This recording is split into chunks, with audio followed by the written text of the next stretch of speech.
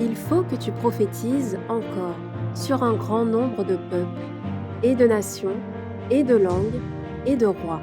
Apocalypse 10, verset 11. Telle est la mission que nous avons accepté de remplir jusqu'à ce que la terre soit éclairée de la gloire de Dieu.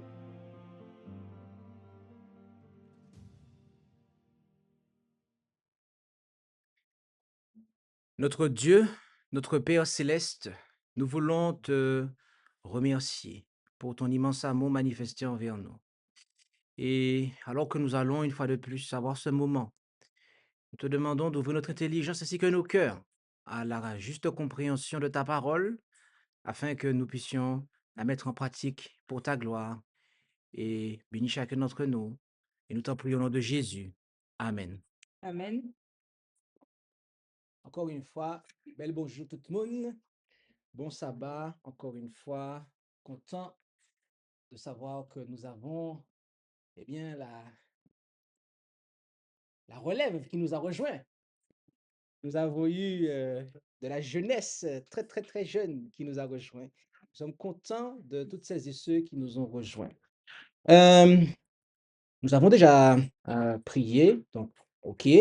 Nous allons entamer cette deuxième partie de cette deuxième journée ou matinée de présentation sous le thème prophétise encore.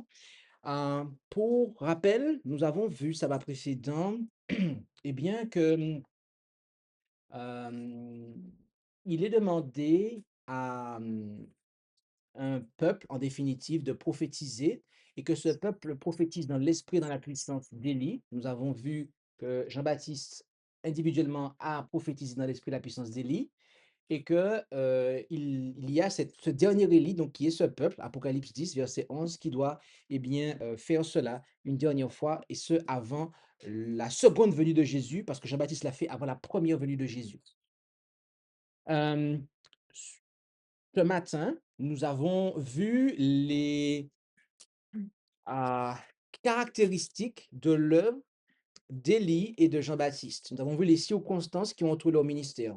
Nous avons vu qu'ils ont dû, eh bien, ils ont eu à parler sans détour, de manière courageuse, intrépide, face à une triple puissance maléfique que fut celle du pouvoir civil, la personne d'Akab, d'un instrument par lequel il était manipulé, à savoir les faux prophètes, et qui était la personne qui se servait de cet instrument pour manipuler Akab, c'était sa propre femme, donc Jézabel, qui était la tête pensante. Nous avons vu que pendant 3 ans et demi, il n'a pas plu sous la parole d'Élie. Et nous avons vu que Élie se tenait face à cette triple puissance et que cette triple puissance, après, a concouru, en tout cas a persécuté le prophète Élie. Nous avons vu pour Jean-Baptiste que ce fut la même chose. Il y avait aussi une triple puissance à laquelle il était confronté, le pouvoir civil dans la personne d'Hérode. Nous avons vu aussi qu'il était manipulé par un instrument que fut la fille d'Hérodias et laquelle était donc utilisée à cette fin par sa propre mère, donc Hérodias, et qui se servait de sa fille comme instrument pour manipuler Hérode. D'ailleurs, il est intéressant de noter que il avait été fait question des prostitutions de Jézabel. Et en final de compte, Hérodias aussi, on peut dire qu'elle était une prostituée puisqu'elle était avec Hérode, mais ce n'était pas son mari. Donc, c'est une forme de prostitution. Et on a vu que Jean-Baptiste a perdu la vie, contrairement à Élie, mais que 3 ans et demi après, à la fin du ministère du Christ, la pluie de la première saison est tombée. D'accord? Donc, nous avons vu ces choses-là. Et nous avons dit que nous allons considérer dans la deuxième partie l'œuvre finale. D'accord? C'est ce que nous allons faire maintenant. Nous allons commencer par définir les trois opposants au dernier Élie. Et nous allons donc ouvrir nos Bibles, car tout ceci est inscrit dans la Sainte Parole de Dieu. Nous allons commencer en nous rendant dans le livre de l'Apocalypse, au chapitre 2, et lire du verset 20 au verset 23. Où allons-nous? 2. verset 20 à 23. C'est bien ça? Apocalypse 2, verset 20 à 23. Et là, eh bien, il nous est dit quelque chose d'intéressant. Il nous a dit ceci, Apocalypse 20, 2. Oui, c'est ça, merci. Et Apocalypse 2, verset 20 à 23. Mais j'ai quelque chose contre toi, parce que tu souffres, cette femme, Jézabel, qui se dit elle-même prophétesse, d'enseigner et de séduire mes serviteurs à commettre la fornication et à manger des choses sacrifiées aux idoles. Et je lui ai donné du temps afin qu'elle se repentît de sa fornication. Et elle ne s'est pas repentie. Voici, je vais la jeter sur un lit, et ceux qui se livrent à l'adultère avec elle seront dans une grande affliction s'ils ne se repentent de leurs actions. Verset 23, et je ferai mourir ses enfants, et toutes les églises connaîtront que je suis celui qui sonde les reins et les cœurs, et je rendrai à chacun de vous selon vos œuvres. OK? Ici, notez qu'il ne peut pas s'agir de la Jézabel littérale. D'accord? Pourquoi? Puisque nous sommes dans le livre de la révélation de Jésus-Christ. D'accord? Donc, c'est un symbole ici. D'accord? Toutefois, notez les similitudes. Quelles sont-elles, ces similitudes? Eh bien, on a, tout comme la Jézabel littérale, il est fait question de fornication. D'accord? On nous parle aussi d'idolâtrie, donc tout comme la Jézabel littérale. OK? Refus de se repentir, tout comme la Jézabel littérale, mais aussi c'est une mère, tout comme la Jézabel littérale. Donc là, voici la Jézabel spirituelle qui nous est présentée et qui a des caractéristiques vraiment similaires. D'accord? Forcément. Sinon, elle n'aurait pas été prise comme symbole. OK?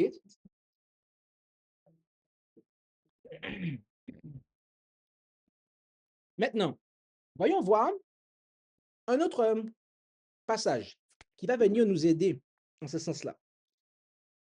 Rendons-nous quelques chapitres plus loin, au chapitre 11 de l'Apocalypse. Et lisons du verset 3 au verset 6. Voilà-nous. Côté Noukaï, c'est ça même. Et je donnerai à mes deux témoins le pouvoir de prophétiser, vêtus de sac, durant 1260 jours. Ce sont les deux oliviers et les deux chandeliers se tenant devant le Dieu de la terre. Et si quelqu'un veut leur faire du mal, le feu sort de leur bouche et dévore leurs ennemis. Et si quelqu'un veut leur faire du mal, il faut qu'il soit tué de cette manière. Alors, pourquoi lisons-nous ce passage-là? Il n'y a pas de rapport apparemment. Si, notez le verset 6. Ceux-ci ont le pouvoir de fermer le ciel afin qu'il ne pleuve point pendant les jours de leur prophétie et ont le pouvoir de changer les eaux en sang et de frapper la terre de toutes sortes de plaies toutes les fois qu'ils le voudront. Notez ici que vous avez ces deux témoins donc, qui prophétisent, donc déjà c'est intéressant, et on nous dit qu'ils prophétisent pendant 1260 jours. Nous comprenons ici qu'il s'agit en fait de 1260 années littérales, et, et donc pendant, on nous dit au verset 6, pendant la durée de leur prophétie, eh bien, il ne pleut pas, d'accord? C'est ce qu'il nous est dit, il ferme le ciel, d'accord? Pendant toute la durée de leur prophétie.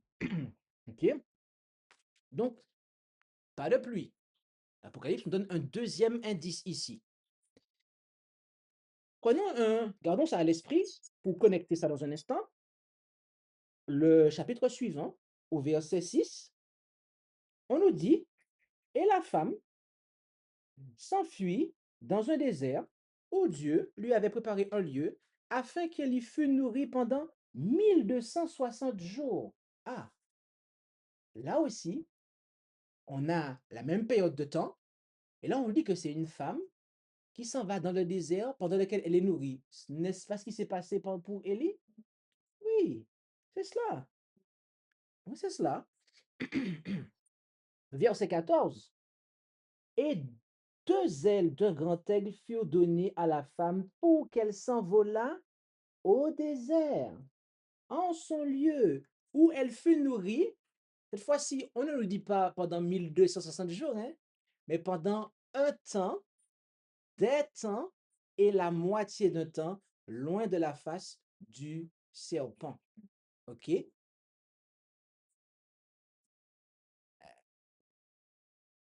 La Jézabel spirituelle, la mère des prostituées, dont l'idolâtrie persistante conduisit l'Église du Christ, la femme dont il est question ici, qui est un symbole de l'Église du Christ, OK, à se réfugier dans le désert pendant un temps, des temps, la moitié de temps, c'est-à-dire 3 ans et demi, symbolique, ou 1260 jours prophétiques ou années littérales. Je recommence ça. La Jézabel spirituelle, la mère des prostituées, dont l'idolâtrie persistante conduisit l'Église du Christ à se réfugier dans le désert pendant les 3 ans et demi de sécheresse spirituelle, c'est-à-dire les 1260 jours prophétiques ou années littérales, n'est autre que le système qui est décrit en, premièrement, Daniel 7, verset 25. Où allons-nous?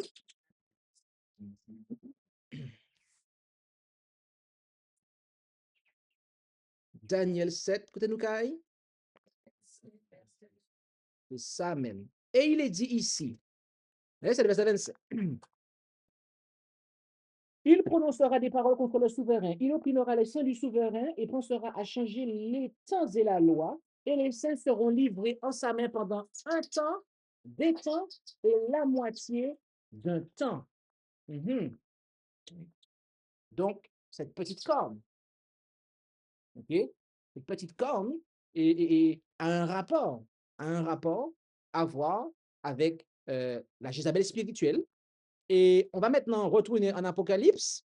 On va aller au chapitre 13 et lire le verset 4 et 5. Nous allons où? C'est ça. Et il nous est dit ceci.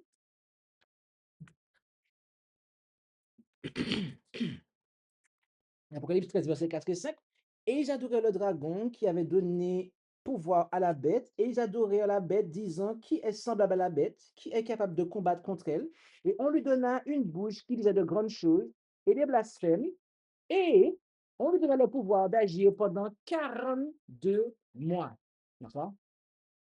Les 1260 jours, les un temps d'étant la moitié d'un temps, les 42 mois sont 3 façons différentes de parler de la même période de temps, c'est-à-dire 1260 années littérales, lorsque nous appliquons eh bien, les principes d'interprétation des temps.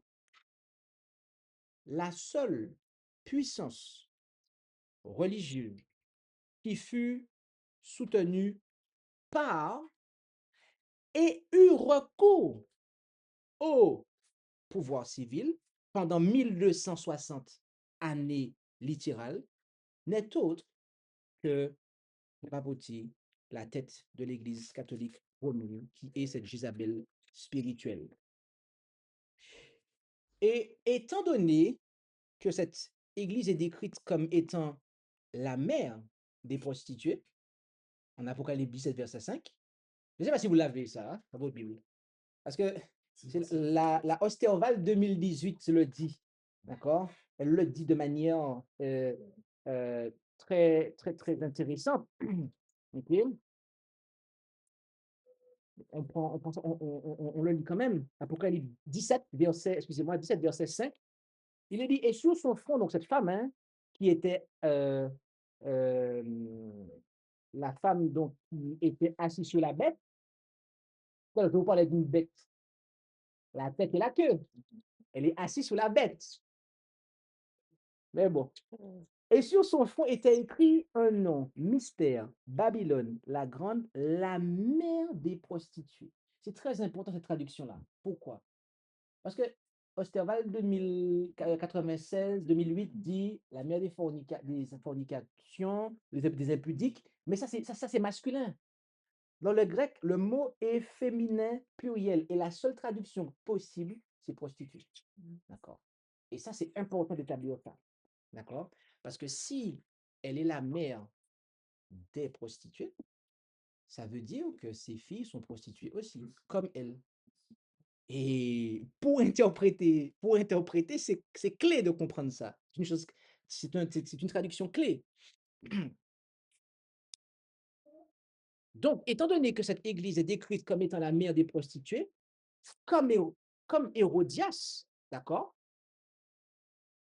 eh bien, elle emploiera ses filles, les églises protestantes, qui cessèrent de protester, et ce, afin de séduire le pouvoir civil, afin de persécuter l'église du reste. Je reprends. Étant donné que cette église est décrite comme étant la mère des prostituées, eh bien, à l'instar d'Hérodias, qui employa sa fille, cette église emploiera ses filles, les églises protestantes, qui cessèrent de protester, pour séduire le pouvoir civil afin de persécuter l'église du reste, c'est-à-dire celle dont on nous parle en Apocalypse 12, verset 17. Or, étant donné que cette église du reste, cette femme qui s'est réfugiée dans le désert, d'après Apocalypse 12 qu'on a vu tout à l'heure, pendant combien de temps?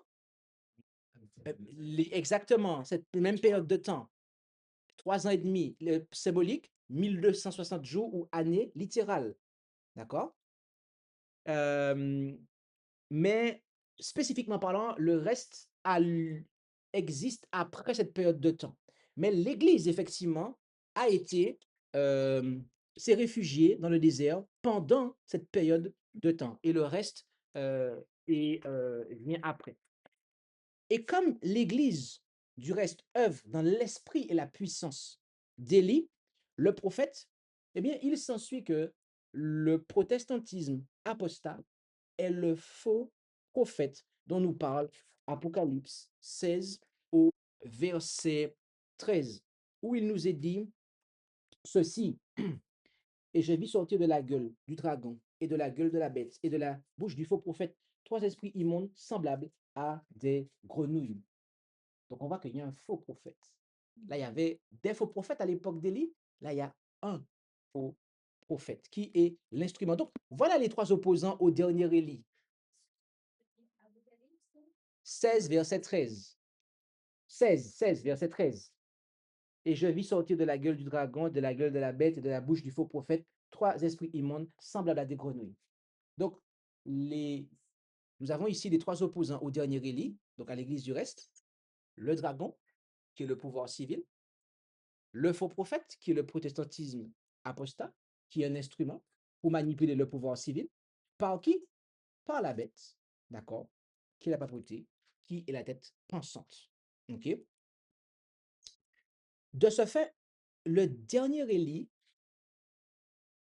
l'église du reste, de laquelle on parle en Apocalypse 10, verset 11, qui doit prophétiser encore, eh bien, annoncera courageusement le message des 3 anges qui s'opposent à la triple alliance, car cela est contenu dans le message des 3 anges. De ne pas prendre la marque de la bête et de son image, etc. Et on sait que justement, l'image de la bête, c'est ce protestantisme apostat qui est ailleurs qualifié de faux prophète. Et ils se serviront du bras civil pour faire cela, en fait. Il exposera l'apostasie par le rétablissement de la véritable adoration, afin que le peuple de Dieu revienne à la foi de leur Père. Bien-aimés, il nous faut vraiment comprendre cela. Euh, Est-ce que tu peux faire, si possible, faire en sorte qu'on voit mon écran ici de plus grand que possible, si c'est possible? Parce que je vais devoir afficher les choses maintenant.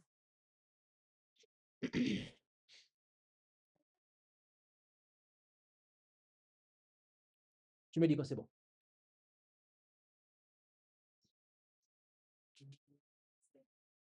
It's good?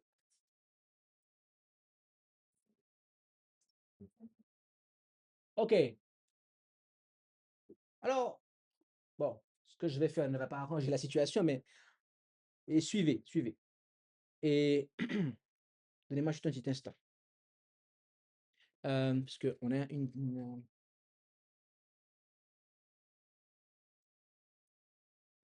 tac, enregistrement. C'est parti. Désolé pour l'interruption. Donc,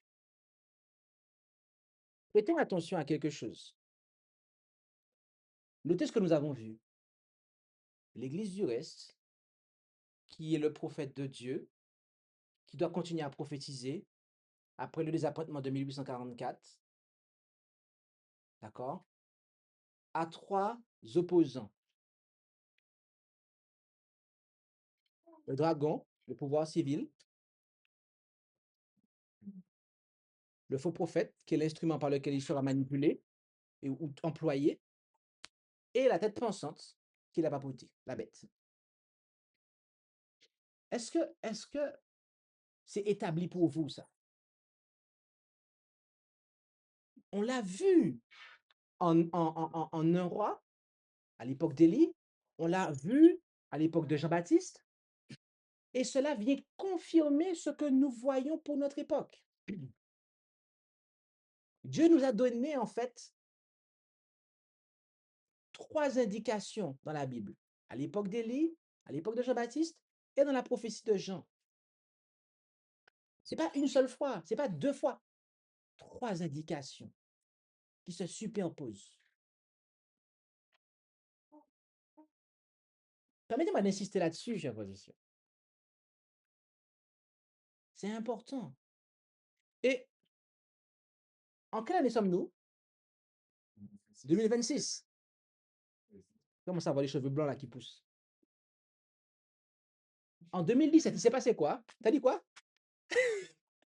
En, en 2017, il s'est passé quoi? Ouais. Qu'est-ce qui s'est passé religieusement parlant dans le monde? Ah, yeah. Tu as déjà vu ma prédication? Ah, en 2017, ils ont en fait fêté, les 500 ans de la réforme. D'accord? Mais en réalité, ils ont fêté la fin de la réforme. Et pourquoi? Parce que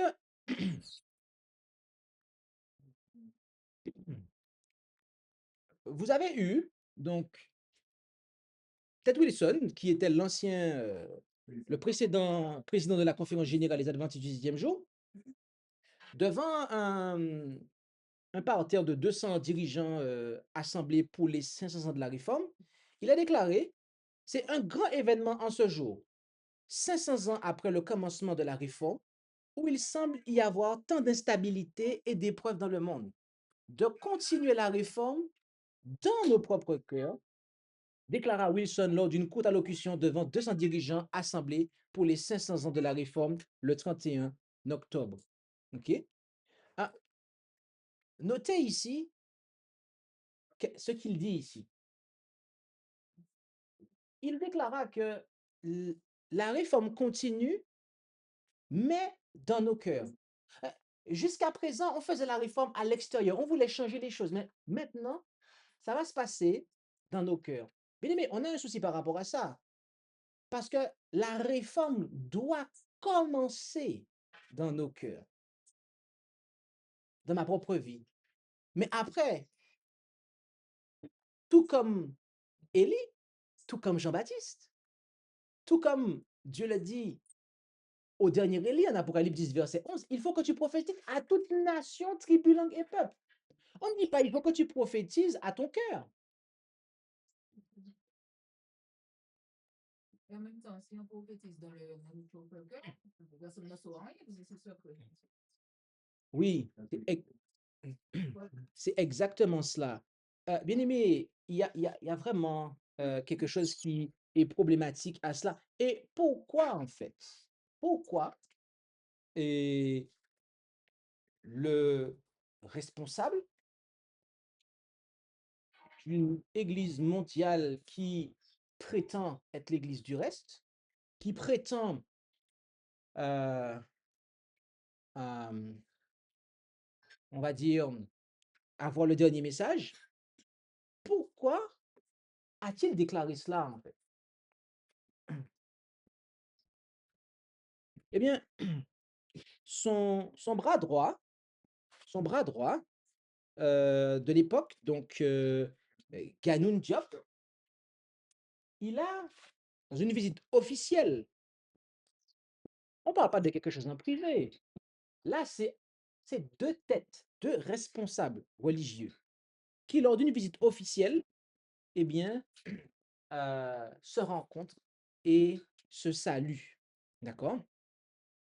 J'aimerais, j'aimerais que vous me disiez combien de millimètres vous voyez qui séparent ces deux personnes. De la main, c'est ça la main là sur la photo.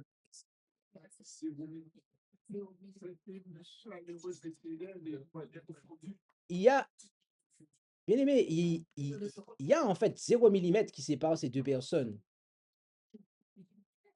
Il y a, il y a 0 millimètre qui sépare ces personnes. D'accord? 0 millimètre sépare ces deux personnes. Et c'est quelque chose qui est problématique, vous savez. Pourquoi c'est quelque chose qui est problématique d'après vous?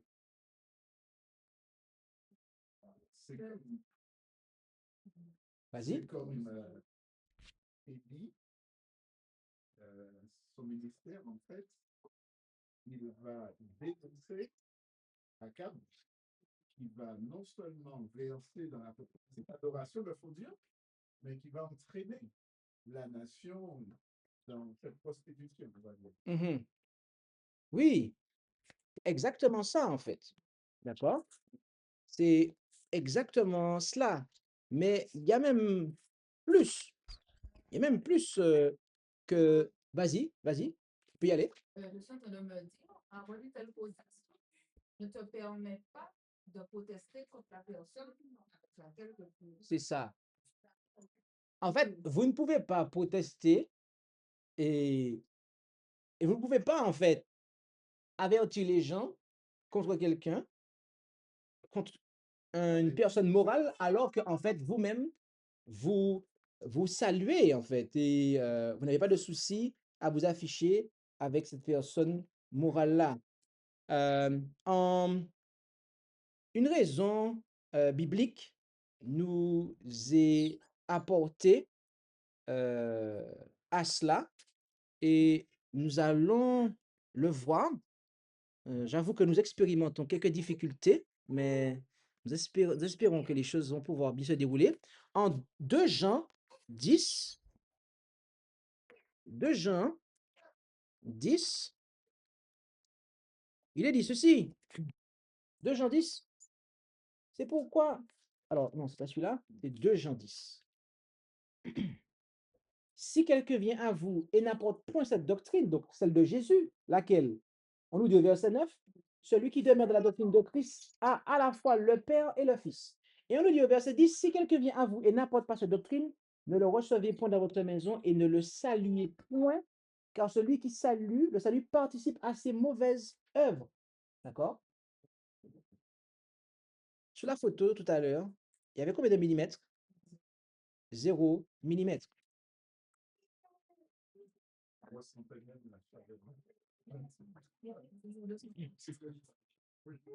Bien aimé, il nous a été dit que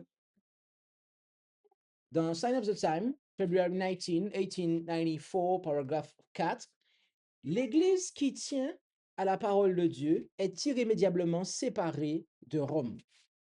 Les protestants étaient autrefois séparés de cette grande Église d'apostasie, mais ils se sont approchés plus près d'elle et sont toujours sur le chemin de la réconciliation avec l'Église de Rome. Rome ne change jamais. Ses principes n'ont pas du tout changé. Elle n'a pas diminué la brèche entre elle et les protestants. Ce sont eux qui se sont avancés. Mais qu'est-ce que cela prouve concernant le protestantisme aujourd'hui? C'est le rejet de la vérité biblique qui pousse les hommes à l'infidélité. D'accord?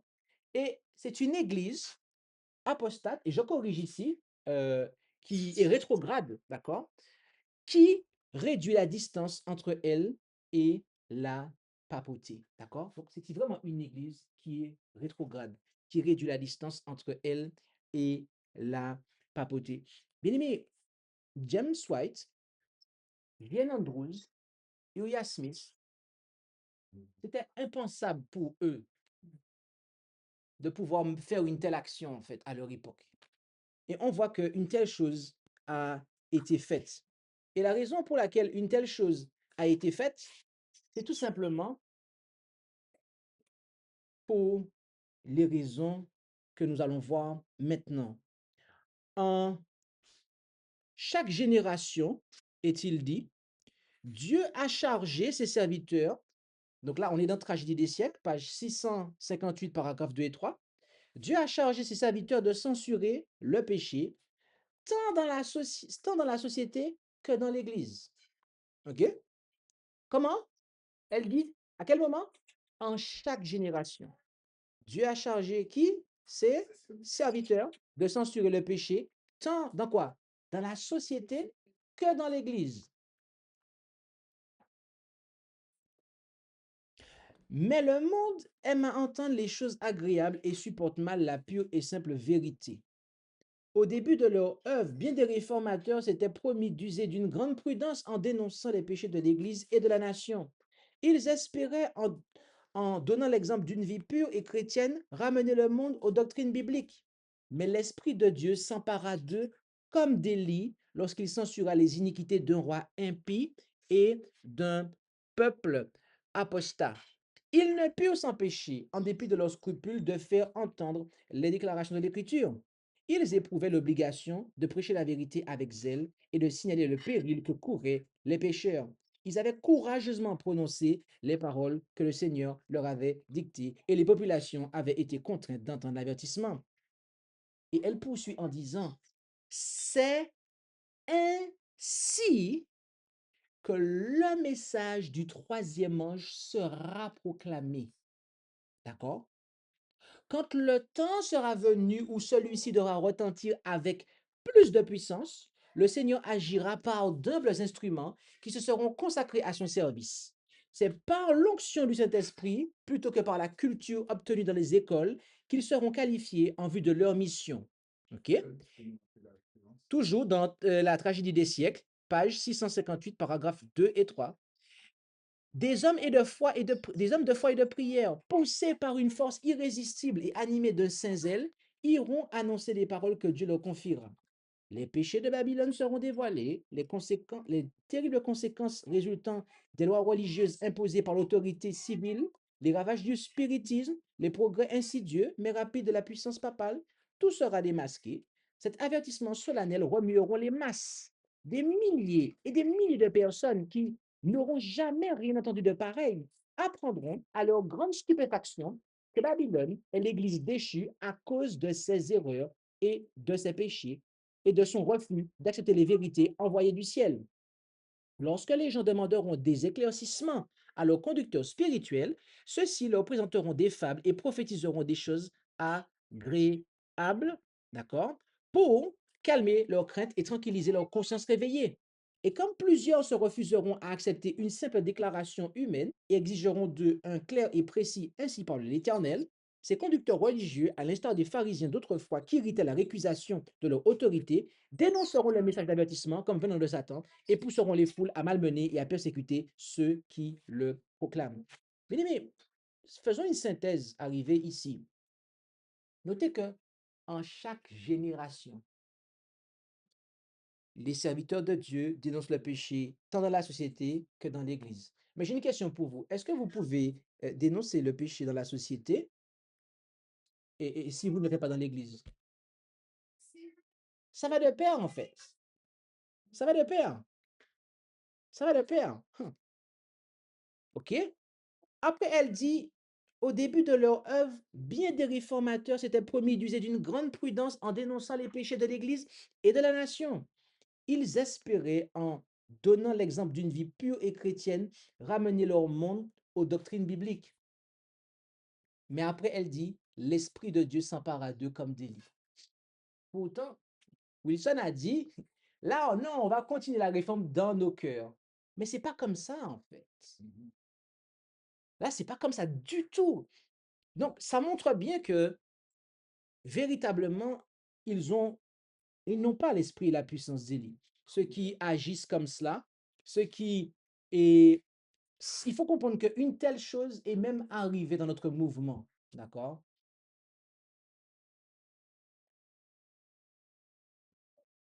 L'ennemi de nos âmes a piraté notre mouvement. Oui, c'est arrivé. Et il y a des non-trinitaires qui ont été piégés par ça. Et je le dis avec beaucoup de tristesse. Mais il y a eu quelqu'un qui, justement, a présenté une version du retour d'Élie. On en a même fait un livre. Je ne donne pas de nom. Je donne suffisamment d'éléments pour que les chercheurs puissent comprendre de qui on parle. Quelqu'un venu d'Australie a donné une version du retour de la puissance d'Élie. Et au départ, lorsque j'ai vu ce livre sortir, j'ai dit en fait au traducteur, ce livre-là a un problème, puisque ce livre-là demande aux non-trinitaires de respecter l'autorité, de respecter les dirigeants de l'Église moderne en fait. Et il m'a dit, oui, mais il faut lui donner du temps parce qu'il faut comprendre que c'était la énième révision du livre et il a, genre, mis de l'eau dans son, pas dans son vin, mais il a en fait revu ça à plusieurs reprises et compagnie. Bon, il m'a dit, OK, bon, il m'a dit qu'il progresse. Donc, moi, je peux comprendre. Là, on était en 2014. En 2017, en 2017, dans un meeting devant 70 personnes, il a été dit il faut arrêter de prêcher contre la pauvreté et aimons-nous les uns les autres et Babylone tombera. Mais c'est pas ce qu'on a vu dans l'inspiration, en fait. C'est pas ce qu'on a vu dans l'inspiration. Donc, vous avez, en fait, dans l'adventisme moderne, tout le système moderne, en fait, qui n'œuvre plus dans l'esprit, dans la puissance d'Élie. D'ailleurs, dans les principes fondamentaux de 1980, on ne dit plus, en fait, que l'homme de péché, c'est la pauvreté. Donc, ça a disparu, en fait. Alors que c'est un fondement. C'est un fondement pour l'Église du reste, cette affaire. C'est un fondement prophétique, cela. C'est une caractéristique. Le livre Tragédie lycée qui a été revu. Et puis, vous avez même, dans notre mouvement, parmi les non-trinitaires, un piratage. Et j'aime à croire que la personne n'est pas consciente de ce qu'elle fait, en fait. J'aime à croire que la personne n'est pas consciente de ce qu'elle fait. Pour que, au moins, Dieu aura pitié d'elle. Parce que si c'est consciemment que la chose est faite, mais c'est grave. Quoi qu'il en soit, l'esprit et la puissance d'Élie, bien-aimé, le message ne sera pas prêché comme ça. Le message a dit, ils espéraient en donner l'exemple d'une vie pure et chrétienne, ramener le monde aux doctrines bibliques. Mais l'Esprit de Dieu s'empara d'eux comme d'Élie lorsqu'il censura les iniquités d'un roi impie. Bien-aimé, c'est comme ça que le message sera prêché, en fait. C'est comme ça que le message sera prêché. Il y a des gens, et aujourd'hui, c'est le discours que l'on entend dans l'adventisme moderne, certains parmi les non-trinitaires. Ils vous disent non, faut pas, il y a des vérités qu'il ne faut pas présenter. Il faut. Non, le message doit être présenté avec amour, mais il doit être présenté en fait. Sinon, on est infidèle à sa mission. Sinon, on n'est pas le dernier Élie. Et voyez-vous, c'est là le point, ok? C'est là le point bien aimé. C'est que pour pouvoir, hein, en tant que peuple, prêcher le message pour notre temps, dans l'esprit et dans la puissance d'Élie, pour le faire au niveau de la société, pour le faire au niveau des églises qui sont apostates, nous devons déjà nous-mêmes le faire en nous-mêmes, au milieu de nous-mêmes. Je m'apprête à faire une grosse déclaration Et je vous invite à bien vous asseoir pour ne pas tomber de votre chaise. Ah ouais, asseyez-vous bien. Parce que depuis tout à l'heure, je la vois sur cette déclaration-là. En fait. Écoutez bien ça. Bien-aimé, Élie et Jean-Baptiste, qui œuvra dans l'esprit de la puissance d'Élie, avaient le courage, l'intrépidité de pouvoir dire à quelqu'un ce qui ne va pas. On est d'accord? On a suffisamment vu ça quand même. Je ne vais pas vous le répéter. Bon, vous et moi, aujourd'hui, je pense que nous avons répondu à l'appel d'Apocalypse 10, verset 11, de prophétiser encore à toute nation, tribu, langue et peuple. Donc, de faire partie du dernier Élie. Jusque-là, on est d'accord. Mais si nous refusons, en fait, lorsque quelque chose ne va pas, d'aller voir quelqu'un pour le lui dire et de se tenir debout derrière ce que l'on dit, OK? Sans prendre la fuite, d'accord? Aussi, parce que notre vie n'est pas menacée. Si notre vie est menacée, ça c'est autre chose. On peut continuer à protester, mais on préserve notre vie. Mais si on n'est pas capable d'aller voir quelqu'un pour lui dire ce qu'on a à lui dire, bien-aimé, que faisons-nous ici? C'est la question que je vous pose. Que faisons-nous ici, en fait? Avons-nous réellement répondu à l'appel du Christ en Apocalypse 10, verset 11?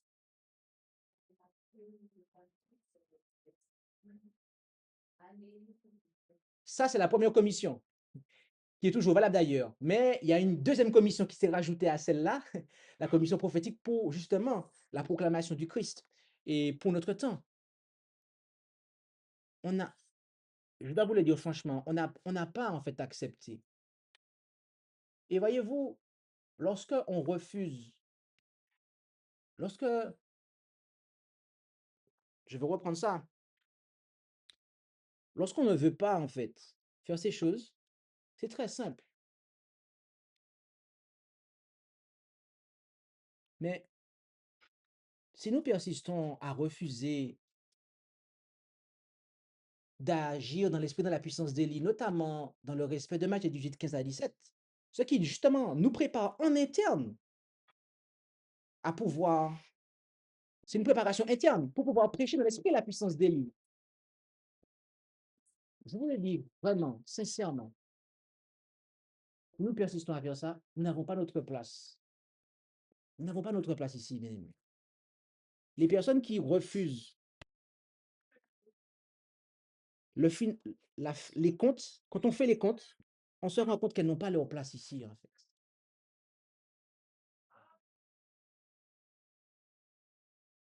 Elles n'ont pas leur place dans cette assemblée, dans l'assemblée de ceux qui, en tant que corps, ont répondu à l'appel d'Apocalypse 10, verset 11. Et pourquoi? Parce que c'est très simple. C'est très, très simple. Si vous ne pouvez pas, en fait, vous tenir debout pour dénoncer le péché, c'est qu'en quelque part, vous n'avez pas fini avec le péché.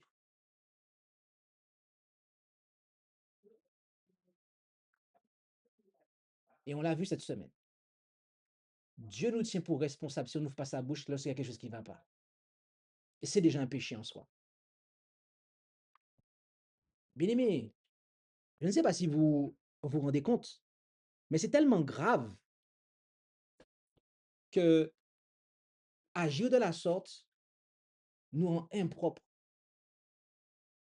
à faire partie de l'assemblée de ceux qui professent répondre à l'appel d'Apocalypse 10, verset 11. C'est pour ça que ce n'est pas tolérable en fait. Prophétiquement parlant, ce n'est pas tolérable.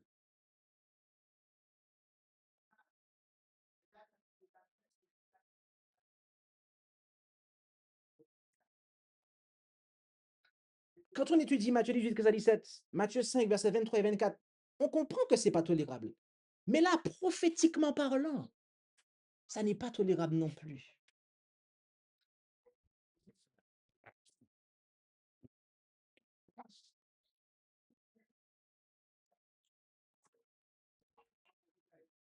Donc, je le dis, je dois le dire, mais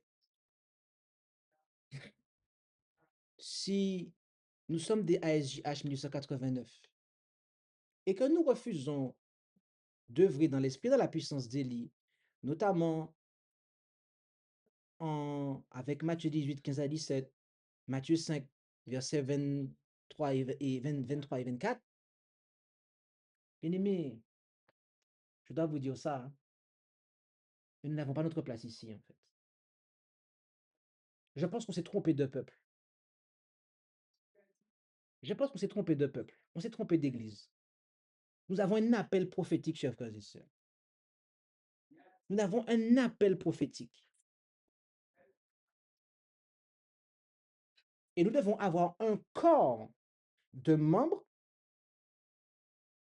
qui pensent, agissent conformément à cet appel. Sinon, en tant que corps, nous n'accomplirons pas la mission. Si nous tolérons des membres eh ben, qui ne veulent pas agir dans l'esprit de la puissance d'Élie, qui ne veulent pas parler quand il y a le péché, quand il y a une situation, et puis on ne veut pas parler, on ne veut pas dire, on ne veut pas avoir de problème, pas titiller, patata. Bien-aimé, ça, c'est il était une fois, en fait. Ça, si ça existait parmi nous, c'est fini, en fait. Ça ne peut plus avoir lieu. Ça n'aurait jamais dû avoir lieu. Jamais. Et si ça a eu lieu, c'est fini.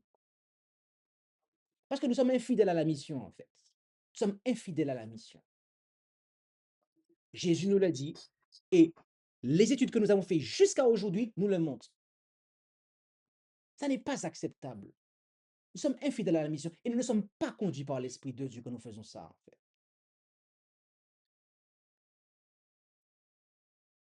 Et nous devrions avoir honte de dire que nous faisons partie du peuple qui a répondu à l'appel d'Apocalypse 10, verset 11. On devrait avoir honte de dire ça. Parce qu'on revendique quelque chose qu'on ne fait pas, qu'on ne vit pas et qu'on ne veut pas faire.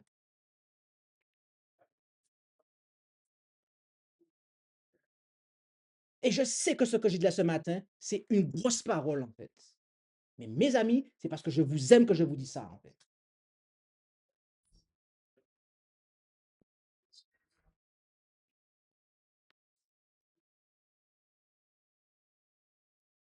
Jésus-Christ est la tête de son Église, de l'Église du reste, qui est son prophète pour le temps de la fin, le dernier Élie. Il est la tête du corps qui est composé de membres.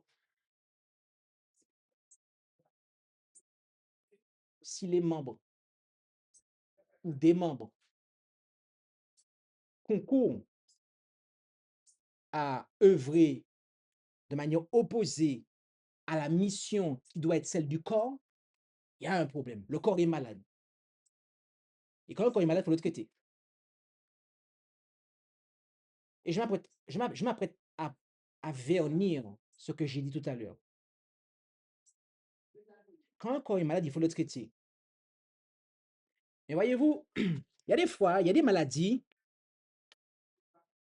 qui, au niveau de certains membres, est incurable et qui se gangrènent. À ce moment-là, il faut amputer, en fait. Il faut amputer. Il faut retrancher.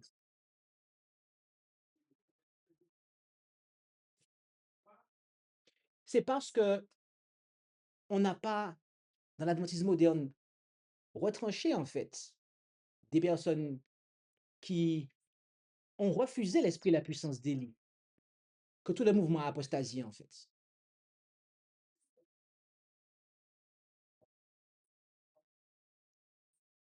En 2021, je crois, c'était à l'époque du Covid, il y a un autre responsable dans l'adventisme moderne, du nom, et je ne l'attaque pas en personne, hein, ce sont des propos historiques, Daniel Millard, il a eu des paroles qui ont dépassé, qui ont explicité le comportement de Ganoun Diop. Nous sommes tous catholiques, nous sommes adventistes, mais nous sommes catholiques et compagnie. Un tas de déblatération, mais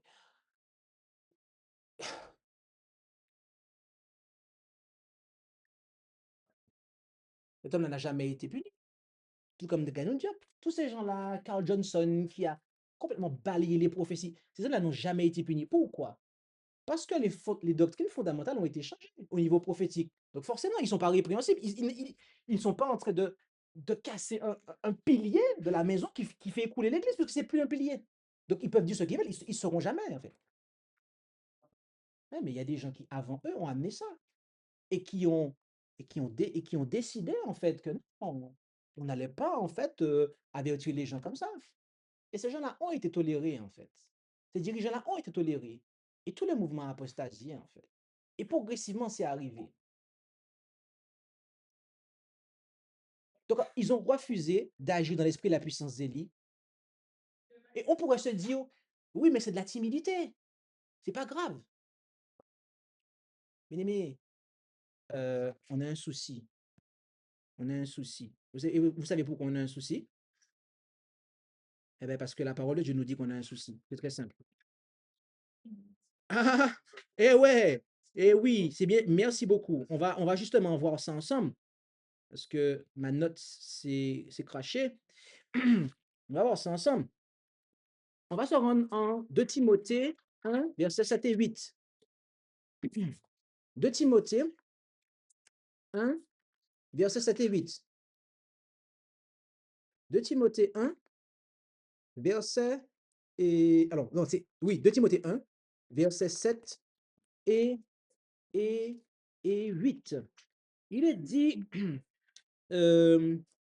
car Dieu ne nous a point donné un esprit de crainte, mais de force, d'amour et de bon sens. OK? N'aie donc point honte du témoignage de notre Seigneur, ni de moi son prisonnier, mais prends part aux afflictions de l'évangile selon la puissance de Dieu. Ce n'est pas un esprit de timidité que nous avons reçu, en fait. L'esprit de la puissance de Dieu n'est pas un esprit de timidité. Or,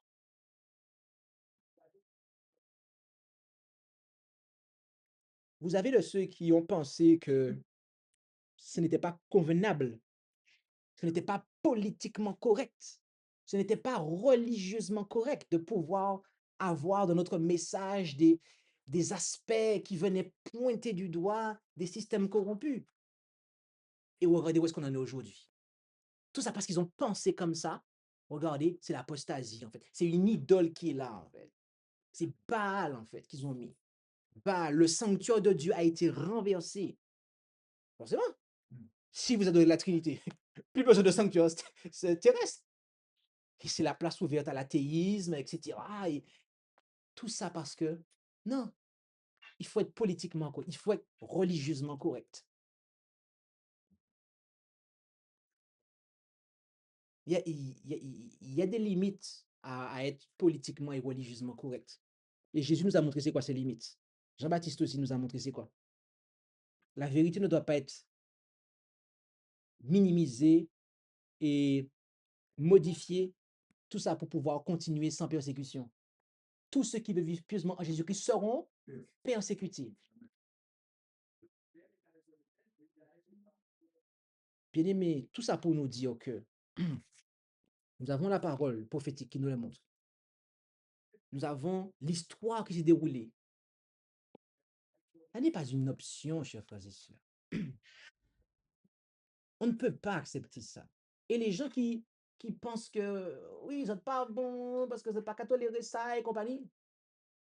Non, ça n'est pas possible. C'est condamner ce mouvement dès sa naissance, en fait.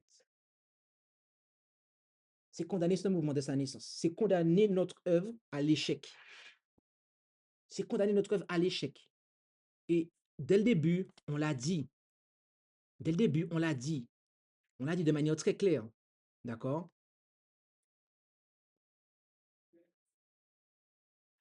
Pour mener à bien sa mission, Jean devait œuvrer dans l'esprit et la puissance d'Élie.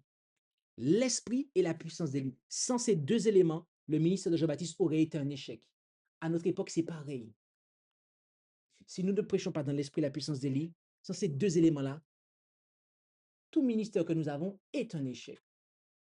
Il y en a qui pensent que oui, ils sont une grande église mondiale et compagnie, ils se réunissent le sabbat, etc.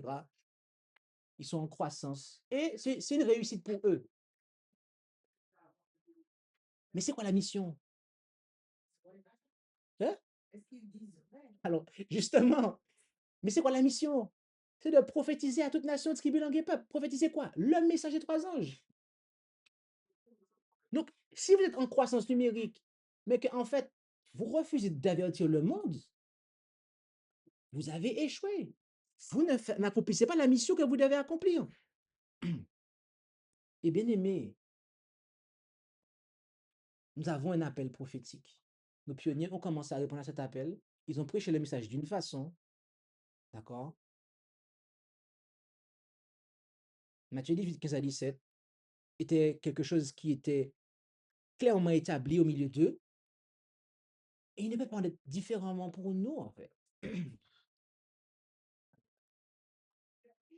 Tout à l'heure, je vous ai posé la question, combien d'entre vous souhaitent œuvrer dans l'esprit, dans la puissance d'Élie? Et il me semble, je veux croire, que tout le monde a levé la main. Bien-aimés, nous savons ce que c'est. Si nous ne le savions pas avant, maintenant, nous le savons. Maintenant, nous le savons.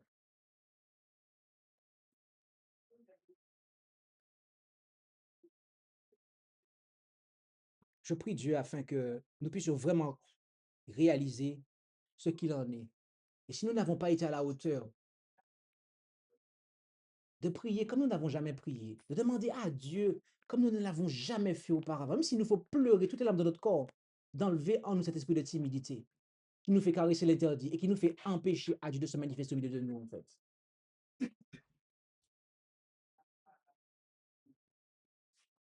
Est-ce que vous avez des questions?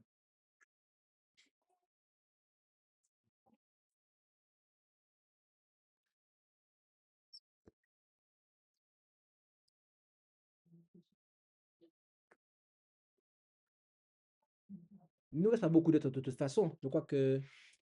Il nous reste 30 minutes? Ah, ok. Plutôt. Ok. Alors, nous avons du temps pour des questions. N'hésitez pas. Sinon, on aura plus de temps pour manger ou se reposer. S'il y a quelque chose que vous n'avez pas compris, de ne pas hésiter. Moi, c'est pas une question. C'est-à-dire que, si j'ai bien compris, il faut laisser la puissance d'Élie pour annoncer le message. Le 28. Et puis, Apocalypse 10, verset 11. Tout à fait. sans ça, notre mission sera peut-être beaucoup. On n'est pas des messagers de Dieu. Dis-le franchement. Si on n'a pas l'esprit et la puissance d'Élie, on n'est pas des messagers de Dieu. On est des messagers d'une divinité, mais pas du Dieu vivant. Élie a dit, le Dieu vivant devant lequel je me tiens devant toi. Il est vivant. Et le Dieu vivant, ses serviteurs, ils agissent dans l'esprit et la puissance d'Élie. L'ennemi en bas pour dire, il y a dit. Avec douceur, certes, mais il y a dit quand même.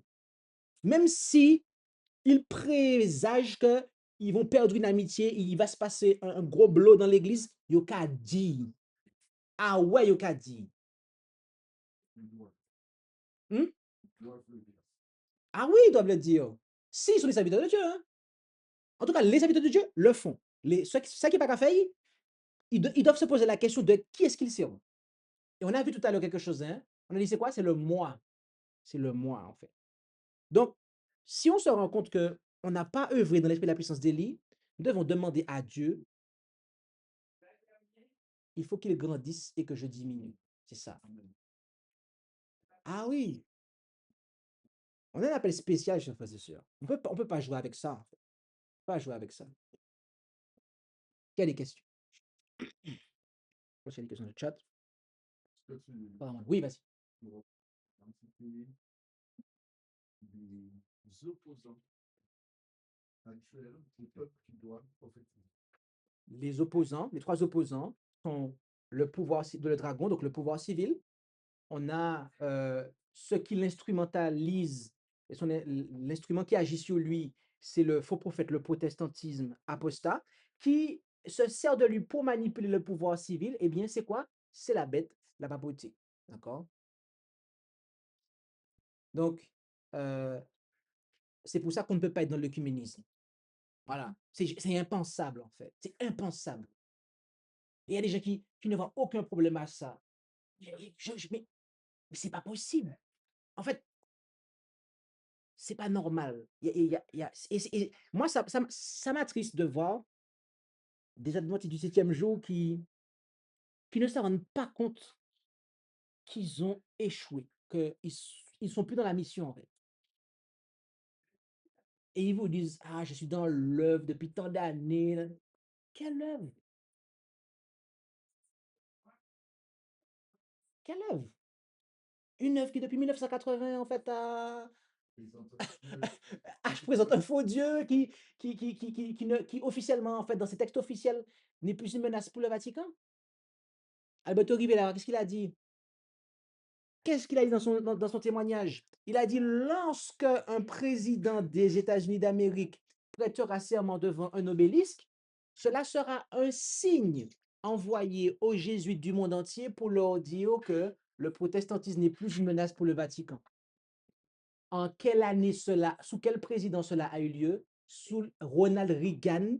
En quelle année? En 1980, juste après que les Adventistes du 7e jour aient voté les nouvelles croyances fondamentales, notamment la Trinité. Le protestantisme, organisé comme ça, a cessé d'être une menace pour le Vatican.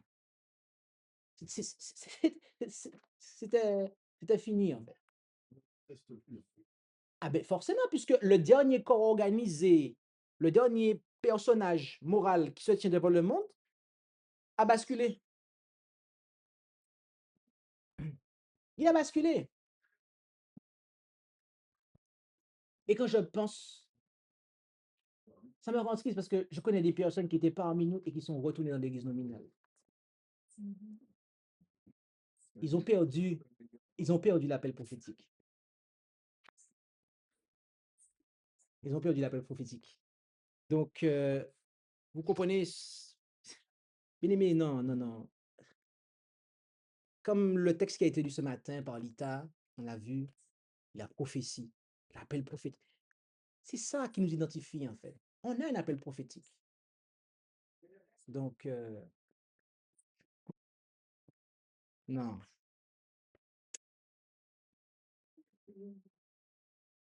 Réveillons-nous. Ah oui, là, il est vraiment temps.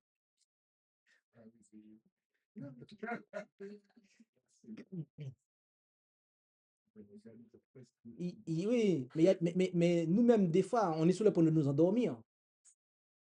Ah ouais, toutes les fois qu'on refuse de parler, on est sur le point de s'endormir. Et ouais, donc, exactement, exactement. Alors, effectivement, on demande à certains d'écrire dans le chat.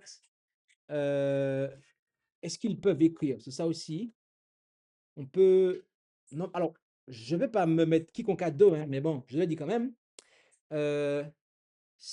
Maintenant, nous sommes dans le moment de questions-réponses. Donc, je pense pouvoir vous donner la réponse, la parole, puisque tout à l'heure, on présentait. Maintenant, ces questions-réponses. Je pense que si effectivement, ceux qui sont en face de moi en présentiel lèvent la main et prennent la parole, normalement, ceux qui sont en distanciel pourraient aussi le faire. Voilà, je dis ça avec de la logique. Mais levez la main, d'abord. OK? Y a-t-il des questions? On a du temps encore devant nous.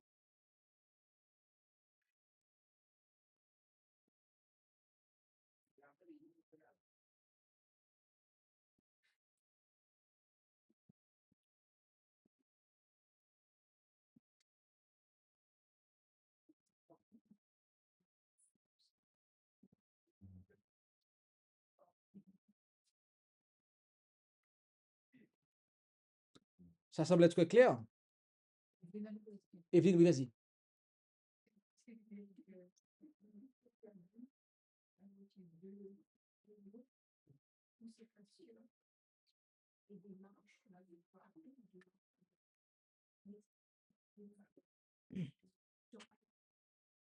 Ah, oui, on doit effectivement être consacré à Dieu. C'est ça le point, en fait. C'est ça le point. On doit être consacré à Dieu. euh, donc, on doit être en cohésion, en harmonie avec le Christ, la tête, le chef, et pour être en cohésion, en harmonie les uns avec les autres, et pour pouvoir œuvrer comme un seul homme. Donc, lorsqu'on voit qu'il y a euh, de la désunion, une absence de cohésion, c'est parce que il y a une absence d'harmonie, en fait, avec le chef. Et le chef, il nous pousse à œuvrer dans l'esprit et la puissance d'Élie. Matthieu 18, 15 à 17, c'est l'esprit et la puissance d'Élie en pratique. Vas-y.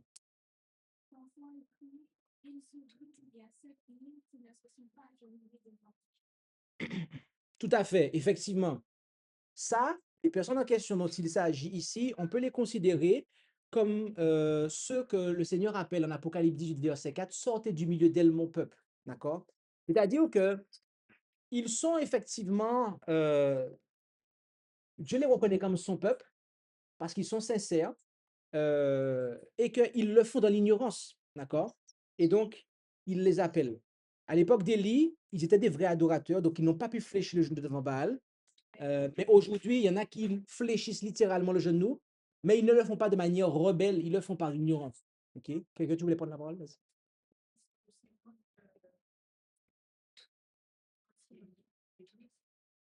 Verset 14. Ah ouais,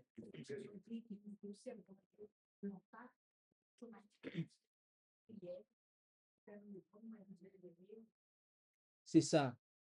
De 50 000, ils sont passés à 50, division par 500. Et ils ont persévéré, alors qu'ils avaient été désappointés. Et parfois, on peut être désappointé, hein. Je ne sais pas si je l'ai soulevé la fois précédente, mais on peut avoir un désappointement. Moi, j'ai déjà eu des désappointements, hein. J'ai déjà eu des désappointements. Est-ce que tu peux employer d'autres mots pour bien Des déceptions, des désillusions, des choses, on pensait que c'était ça et c'est pas ça. Des quoi? Des écarts, je ne sais pas si le mot écart. On peut dire vraiment déception, voilà. Et des fois, on peut être déçu.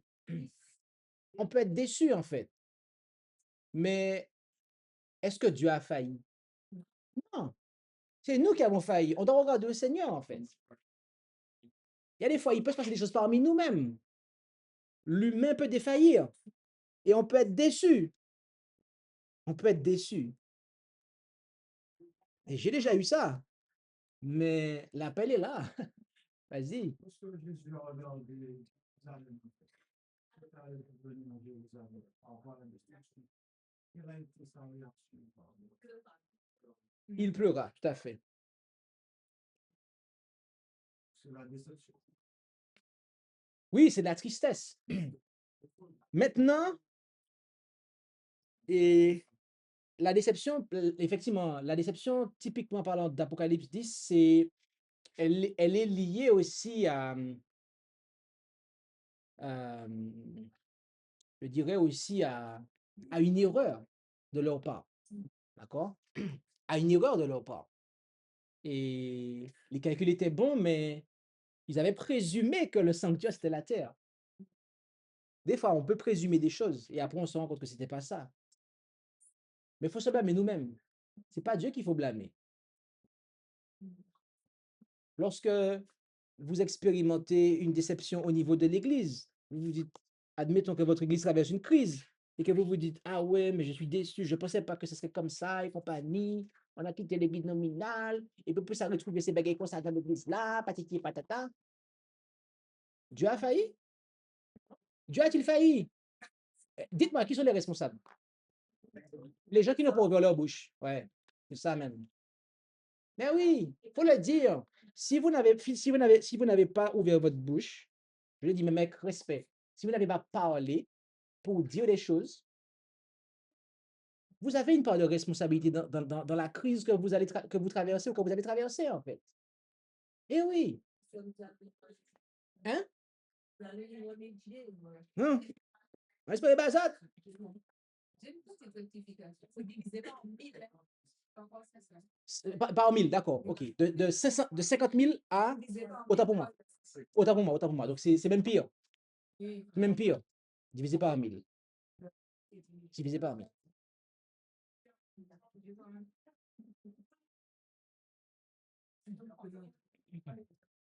Et de 50, et de 50, ils ont après porté le message. Ils étaient 50 dans le monde entier, aux États-Unis, 50. Et de là, ils sont partis.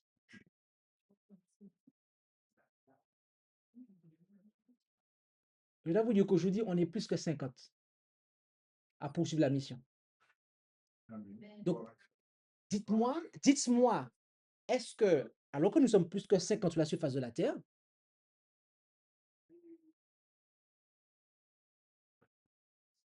comment je vais poser la question? La mission peut-elle échouer si nous sommes fidèles au mandat? Non, à nous d'être fidèles au mandat, à nous d'avoir l'esprit et la puissance d'Élie. Et oui, vas-y.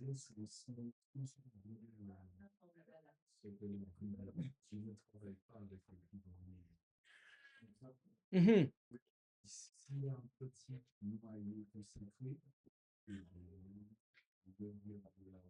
exactement. Il y avait 500 sous la montagne où lorsque Jésus a déclaré Matthieu 18, verset 19, dans Jésus-Christ, la messagère le dit, ils étaient 500. En 1844, ils étaient 50. 50. Et de ces 500-là, et de ces 50-là, le message a grandi, en fait. Ça a bouleversé la terre, comme on dit, hein. Le christianisme a bouleversé la terre. Tout ça est parti de ces 12 et de ces 500 qui étaient là avec. Exactement. Donc, bien aimé, oui, J'ai vu qu'il y a divers groupes qui ressemblent dans le message, au message campus. Mais en fait, ils ne sont pas organisés dans le sens comme l'Église a dit. Est-ce que ces personnes-là, qui semblent prêcher la même chose, pourraient être accompagnées de l'esprit de la puissance de Dieu? ok. Je vais répondre à la question. Dieu, il dit à Jean, il faut que tu prophétises encore. Il s'adresse à un peuple. Le peuple de Dieu est présenté comme étant un homme, un homme, un personnage. Donc, on a un corps. La messagère a eu l'occasion de dire que les églises de New York sont de parfaites Babylone. Et pourtant, c'était les adventistes, d'accord? Qui croyaient dans le sabbat, dans des principes, mais ils refusaient l'organisation. Et la messagère a dit qu'elles sont de parfaites Babylone. Tout ça parce qu'elles refusent l'organisation. Et voyez-vous, ce n'est pas en fait une option, en fait, parce que Dieu est un Dieu d'ordre. Donc, si vous dites que vous adorez le véritable Dieu et que vous refusez l'ordre, je me demande bien qu'est-ce que vous adorez, en fait.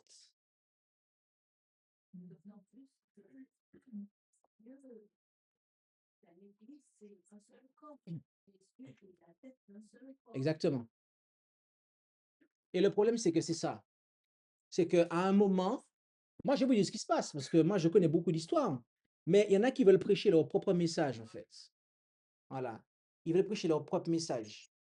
Il y a plusieurs aspects. Je vais les faire des alinéas ici. Il y en a qui veulent ils ont une vision, ils prêchent leur message. Ils en ont que faire de savoir qu'ils ne sont pas en accord avec les autres, en fait. Et quand je parle des autres en premier, je veux parler des pionniers. Parce que quand vous avez, en fait, Dieu qui a conduit les pionniers adventistes à des compréhensions, et que cela a été confirmé par l'esprit de prophétie, et que vous arrivez, et que vous vous mettez à dire l'opposé, en fait. Mais parce que ça vous paraît être vrai, eh bien, il y en a que ça dérange, en fait. Ils veulent avoir leur petit message, leur petite particularité, et prêcher ça. Donc, ils vont avoir des vérités, certes, mais à côté de ça, ils vont vous présenter des choses qui sont juste, en fait, des choses erronées. Et vous allez tomber de votre chaise si je vous disais les enseignements, en fait, terribles que des non-trinitaires enseignent, en fait. D'ailleurs, j'en ai présenté, je pense, l'essentiel dans une présentation et qui s'intitule Les pionniers adventistes du 6e jour face au faux ministère. D'ailleurs, la sœur Pierre-André, à chaque fois, elle met cette photo-là. D'ailleurs, dans la salle même, sa miniature, c'est la miniature de la présentation. Donc, et puis, vous en avez qui ont des ministères, mais des ministères indépendants. Et il y en a qui ont formé un réseau. Voilà. Ils font des networks, des réseaux. Et c'est des réseaux de ministères. Mais chacun reste indépendant financièrement, etc. Ils gardent leur ministère indépendant comme ça. Et aucun n'est assujetti à l'autre. Voilà. Mais ils vont organiser de temps en temps des événements ensemble. Ils vont vite fait se recommander. Ouais, mais du coup, quand vous regardez dans ça, ils enseignent des choses diverses et variées. En fait, c'est du copinage, en fait. Il y a aucune discipline, il n'y a aucun moyen dans ça de discipliner quelqu'un. Que ce soit un individu ou que ce soit une église en tant que telle, ce qui peut arriver avec une église apostasie ou une conférence, il n'y a aucun moyen de discipline dans ça. Il n'y a aucune solidarité financière. Ce n'est pas une organisation. Et il y en a qui veulent être des rois, en fait. À tête d'un ministère, un royaume, et ils veulent pas être assujettis à quoi que ce soit. Le problème du moi. Et quand on agit comme ça, ben, c'est qu'on n'est pas réellement assujetti à Dieu, en fait. À un moment, il faut qu'il grandisse et que je diminue. Donc, c'est quelque chose qui, qui convient de pouvoir comprendre. Et, et est-ce qu'il y a des questions? N'hésitez pas. Les apôtres étaient 12. Oui, tout à fait. Enfin, merci beaucoup. Pionniers adventistes face aux faux ministères, ça n'existe pas. Oui, c'est ça. Les pionniers adventistes du 6e jour face au faux ministère. Dans la miniature, vous avez les pionniers à gauche et à droite, vous avez un loup qui enlève un masque de brebis. Voilà. Et donc, et nous avons dans cette présentation-là esquissé tous les vents de doctrine qui sévissent, je dirais, dans l'adventisme, mais notamment aussi dans l'adventisme, on va dire, non trinitaire, et qui ont touché, tristement parlant, un certain nombre de personnes.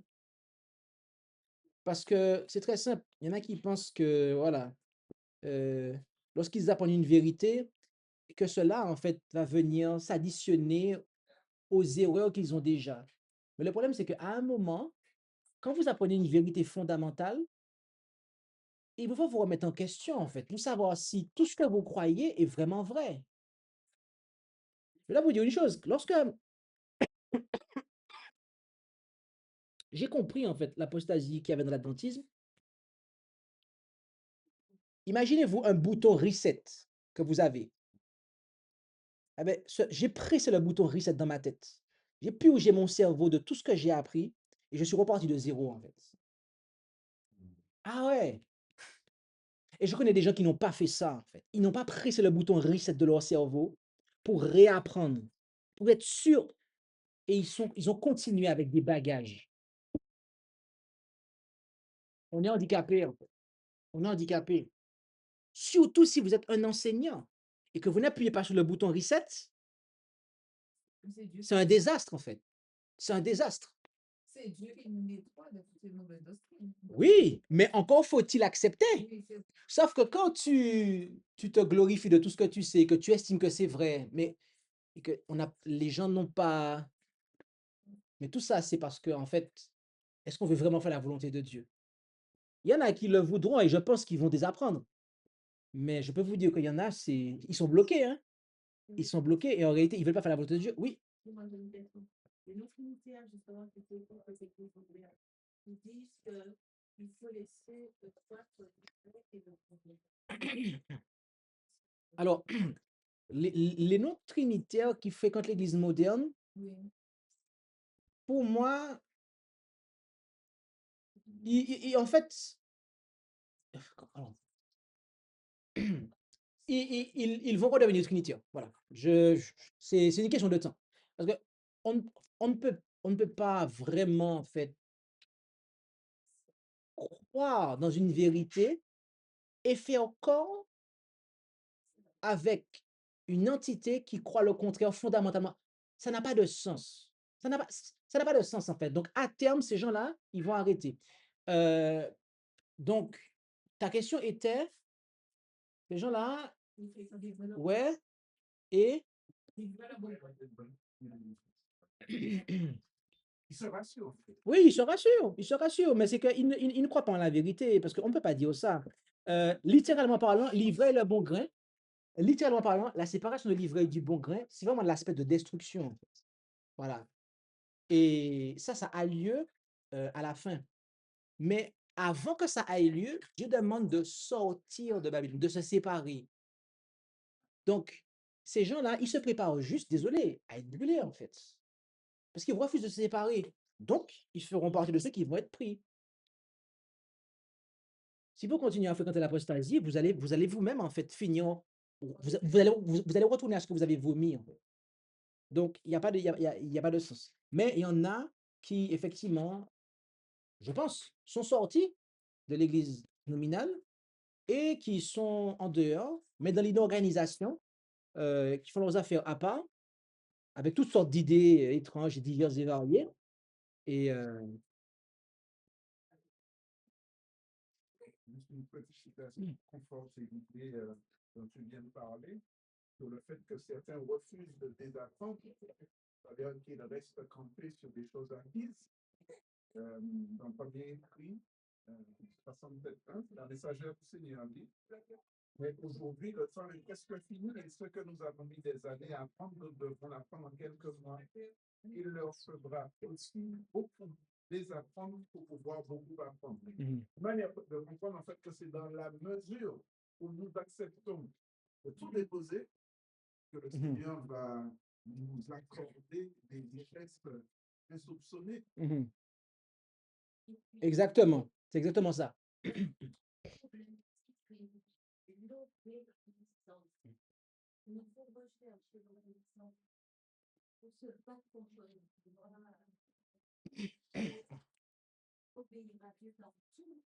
Qu'est-ce que nous voyons au cours de la semaine? À chaque fois, par quoi nous commençons les formations? Jean 7, verset 17.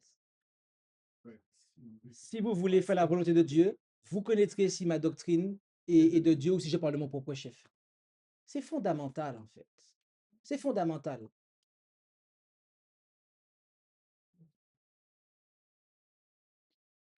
C'est fondamental. Vous savez, je connais des gens qui ont un souci. Ah là là.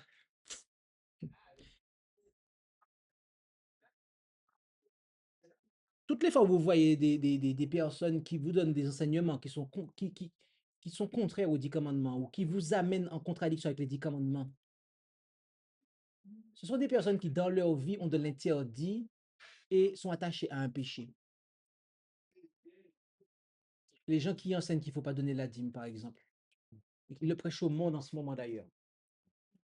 Ils disent que le sabbat n'est pas vraiment, etc. Là, ils cumulent les choses. Mais, bien aimé, ça c'est parce que vous ne voulez pas faire la volonté de Dieu, en fait. Donc, vous finissez par avoir un évangile qui vous conforte dans votre état. Vous tranquillisez votre conscience, vous cautérisez votre conscience et cautérisez, et vous vous perdez, vous finissez par perdre d'autres personnes. Tout ça n'est pas l'esprit de la puissance d'Élie. Élie n'a rien à voir avec tout ça, en fait.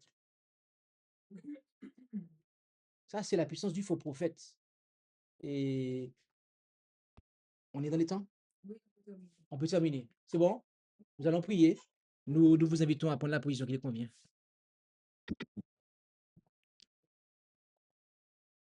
Prions. Notre Dieu, notre Père céleste, nous voulons te remercier pour ta parole, qui est véritablement une lampe à nos pieds et une lumière sur notre sentier. Merci de nous avoir présenté, eh bien, comment Élie a œuvré et comment Jean-Baptiste a œuvré dans l'esprit de la puissance d'Élie, ce qui nous montre, eh bien, comment ton message en ce temps sera présenté, à savoir aussi dans l'esprit de la puissance d'Élie. Père Céleste, nous avons annoncé un message. Nous devons non seulement être personnellement en conformité avec ce message, avoir le caractère du Christ, mais également, verbalement, par les écrits, par les présentations, eh bien, dénoncer les péchés, ne pas avoir peur de dire la vérité, bien que l'on la dise avec amour. Père Céleste, pour accomplir cela, nous devons nous-mêmes être en accord au sein de ton peuple. Alors veuille enlever tout esprit de timidité en nous, le moi qui nous empêche d'œuvrer dans l'esprit de la puissance d'Élie. Et car sans cela, eh bien, nous sommes disqualifiés, même pour faire partie de ce peuple qui a une mission bien particulière.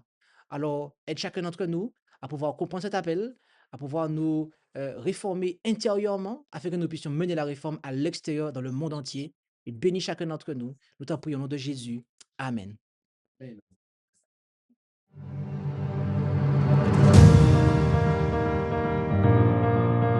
Merci d'avoir écouté cette présentation. Si vous souhaitez prendre part à la mission que Jésus-Christ confia à notre Église, contactez-nous via les coordonnées présentes sur la page à propos de notre chaîne YouTube.